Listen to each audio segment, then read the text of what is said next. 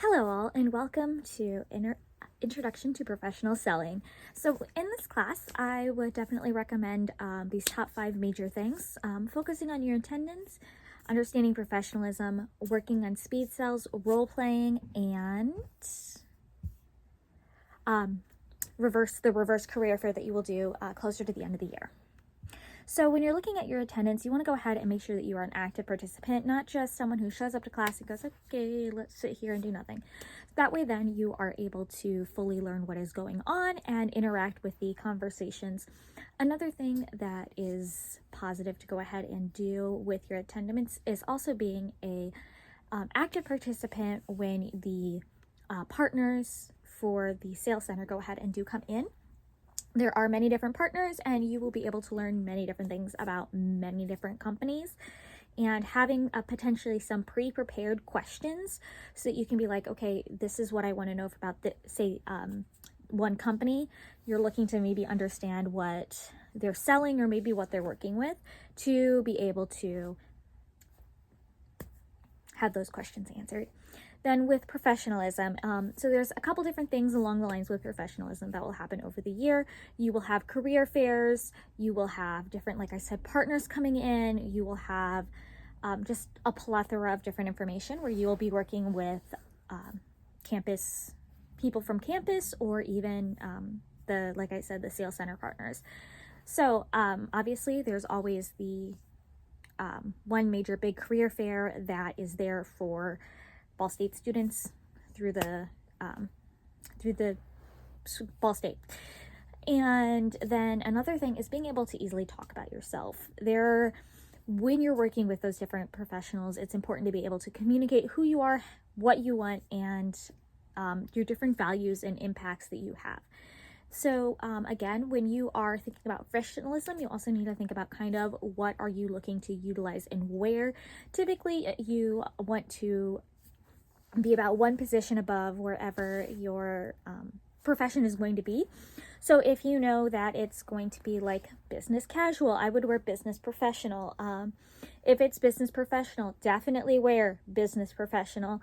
And then if you know that they're going to be in, say, like a company sponsored t-shirt or a company sponsored shirt and like potentially some jeans, I would go ahead and go with business casual, just to be on the safe side with that one. The other, and again, like I was talking about with the different career partners, there are 3 different tiers, which they will talk about, and basically it's how much money they're going to go ahead and donate into the sales center. And through that, those different partners get different opportunities to speak with students. And one of the very first major important things you're going to need to be able to do is the speed sells. These are 60 to 90 second short communication about who you are, what your values are, and why you would potentially be a good fit for a company.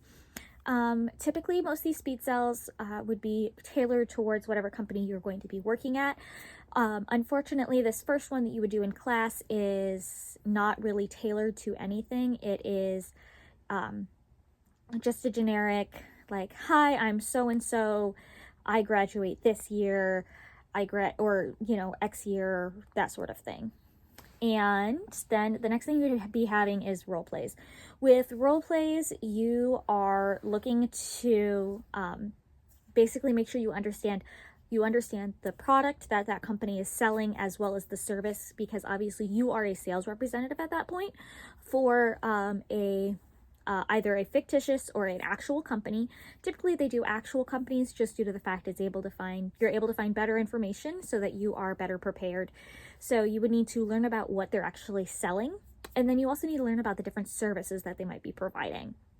Also understanding, again, what their values are so you can replicate that in your role play. And from there, you're also going to need to know who you are selling to, and what you are selling will be able to do for that company. So say you are selling pet food to Petco. You would need to make sure that you can be like, okay, well, we know that basically you'll find the same 10 products at every single pet store. What do you have that you can be able to be, if you're a third-party logistic company and you're the ones in charge of shipping the products to and from, say, Purina to Petco. And that would just be one example of what it would be like. And the next thing is the reverse career fair. So when you are getting ready to do this reverse career fair, there are a couple key important information and things you do need to know about that. You need to actually be able to know how to create a trifold board. So basically, the best things to try and do is to have some cardstock, either tape or glue, possibly some different pictures that you would have of either like information that you've done before, like if you have had experience with Canva and creating some different posts on Canva, those sorts of things, having those there so that they can be able to see what type of content you might be able to create.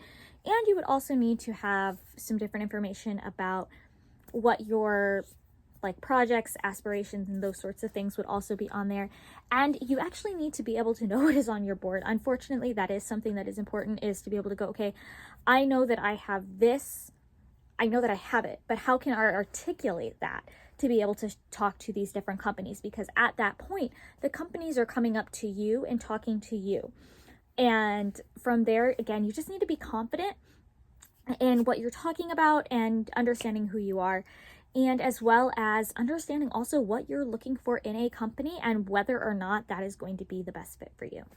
So, best of luck, and I hope you have a wonderful year.